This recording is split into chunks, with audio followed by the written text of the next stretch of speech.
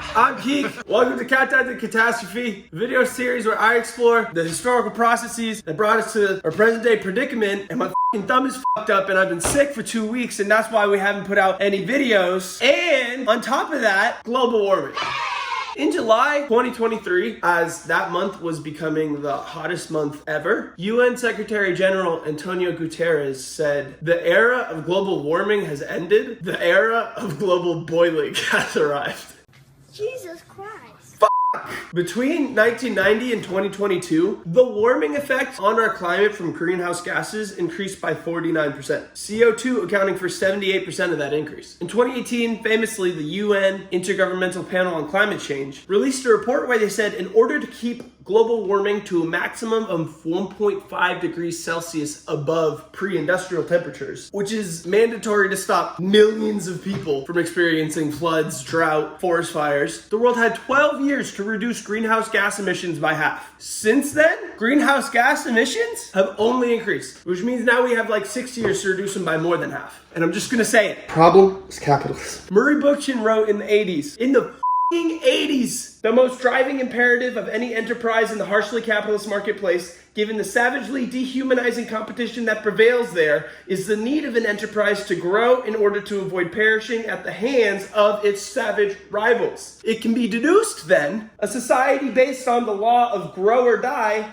as its all-pervasive imperative must of necessity have a devastating impact on first nature. And for those who think that population growth is the problem, Bookchin says, look at where pollution is the worst. It's not where there's the most people, it's where there's industrialism. After all, a 2017 report from the Climate Accountability Institute found that there were 100 corporations responsible for 71% of global emissions. And China only surpassed the European Union and the United States as largest global emitter of greenhouse gases after it implemented its market reforms in the late 1970s. To provide a particular recent example of grow or die having a devastating effect on the environment, in 2005, two Norfolk Southern trains collided in Graniteville, South Carolina, resulting in 500 hospitalizations and 9 deaths from release of chlorine gas held in the trains. Norfolk Southern spent the next 17 years dropping millions of dollars on lobbyists and campaign spending for politicians opposed to regulations. Then in February of 2023, 50 Norfolk Southern trains derailed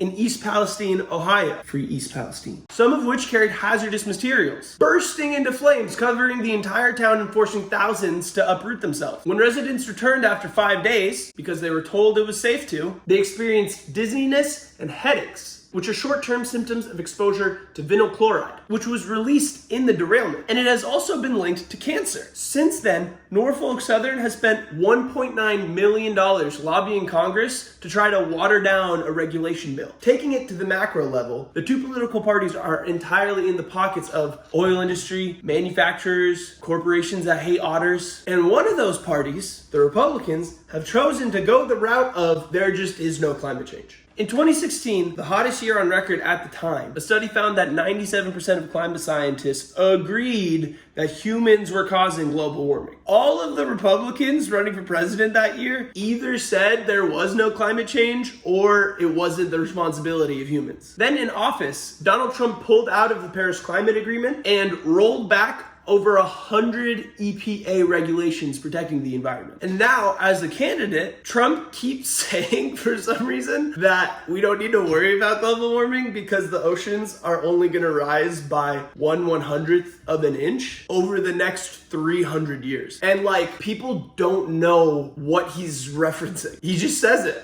Contrary to that, the National Oceanic and Atmospheric Administration has projected that by 2050, sea levels are expected to rise 10 to 12 inches. By the end of the century, it's likely Mar-a-Lago's going to be underwater. The thing is though, global warming and climate change and broadly speaking, environmental deterioration disproportionately affects the global south. which is why Republicans feel so comfortable disregarding it. Beginning in 1958, 13 million barrels of oil spilled into the Niger Delta, caused by operations half owned by the British-based multinational Shell Global. Between 1972 and 1989, Rio Tinto, the global mining conglomerate, dumped 1 billion tons of sulfur, arsenic, copper, cadmium, zinc, and mercury into a local river system in Papua New Guinea. And in 2006, Dutch oil trader Trafigura dumped 400 tons of toxic waste into the waste system of the Ivory Coast, killing 17 and causing hundreds to fall ill. While the US, China, and the European Union have the highest rate of emissions of greenhouse gases in the world, between 1960 and 2019, a Stanford study found that because of climate change, the gap between the developing world and the developed world in economic output widened by 25%.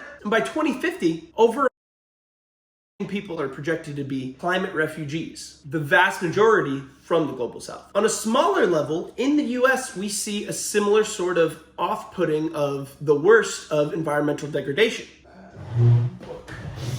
Dorcetta E. Taylor's book, Toxic Communities, is an indispensable source on the topic of environmental racism. And she's very clear about a number of her case studies. In them, minorities resided in communities selected to host hazardous facilities before the facilities were built. Now in 2021, Biden allowed for the building of Enbridge's Line 3 pipeline through the territory of the indigenous Anishinaabe people, which was fiercely resisted by locals and activists. As in 2010, Enbridge was responsible for one of the largest inland oil spills in US history. By November 2021, Line 3 was pumping 760,000 barrels of tar sand a day through indigenous territory. While in the process of building the pipeline, 600 people were arrested, activists hit with rubber bullets and pepper spray, and detainees being denied proper food, their medication, healthcare, and many being held in solitary confinement. Now, Mark Fisher notes the particular sort of ideological space that climate change holds in late capitalism. He writes, "Climate change and the threat of resource depletion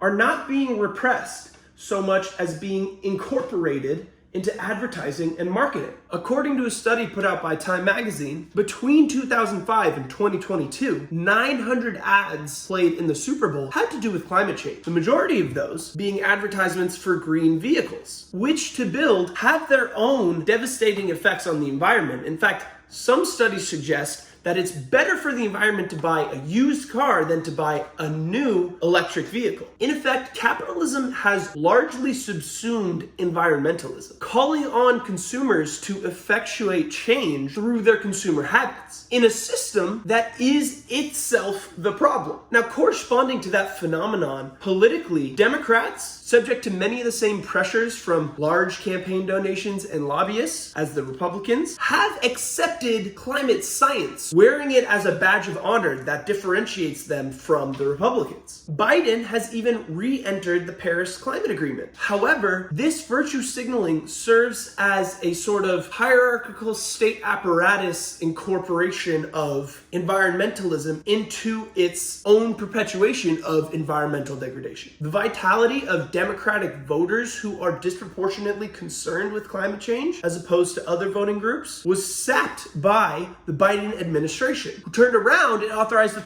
Willow Project, a massive oil drilling project in Alaska, fiercely condemned by environmental activists. The Biden administration has also spent $1.8 billion on fossil fuel plants overseas and voted at the World Bank to spend $400 million in new gas financing in poorer countries. Indicative of the Biden administration's refusal to actually do anything about climate change, not even refusal, acceleration of the problem, Biden chose not to go to the UN COP28 meeting in Dubai. And initially, he wasn't going to replace himself with anyone. We were fine just sending John Kerry, who no one's voted for since 2004 when he lost the presidential election, only sending Kamala Harris after pressure from environmental groups. And while at this meeting, it was agreed that countries plan to, quote, transition away from fossil fuels and energy systems, the Biden administration is posed to expand fossil fuel exploration overseas. No one is coming to save us. And I didn't really fully grasp that until I read Naomi Klein's The Shock Doctrine. Because she outlines, it's not just that the industries themselves that a green economy would overturn are extremely profitable, it's that climate change itself is making them a lot of money. Klein maps out how following Hurricane Katrina, companies like Halliburton's KBR, Parsons, Fluor, Bechtel, and Shaw received lucrative contracts from the federal government to work out of New Orleans, while the mercenary corporation Blackwater was brought in to protect FEMA from looting. Klein notes about disasters like Katrina that they translated into such spectacular profits. An economic system that requires constant growth while bucking almost all serious attempts at environmental regulation generates a steady stream of disasters all on its own. All indications are that simply by staying the current course, they will keep coming with ever more ferocious intensity. And these corporations have gone to great lengths to ensure that we stay that course. In 2015, it was revealed that ExxonMobil, who had spent millions on bunk climate science, was in private accepting the climate science and basing its own business strategy with the knowledge that climate science was providing. So for example, Ken Crosdale, a senior ice researcher for Exxon, said at an Exxon conference in 1991, certainly any major development with a lifespan of say 30 to 40 years will need to assess the impacts of potential global warming.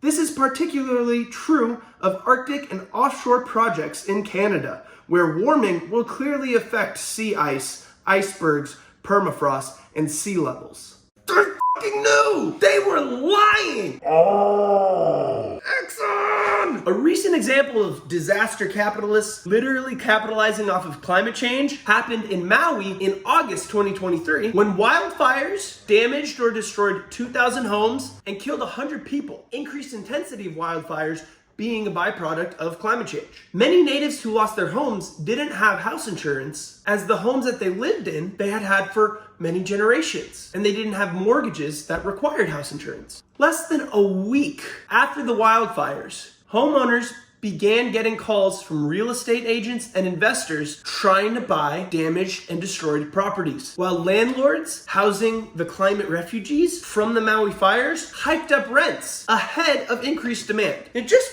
sucks because the world is burning, but capitalism just continues fucking everybody. I hate to quote Friedrich Jameson, but he said it best. It's easier to imagine the end of the world than it is to imagine the end of capitalism. Next week, we're going to look at the decay of the capitalist system domestically in the United States.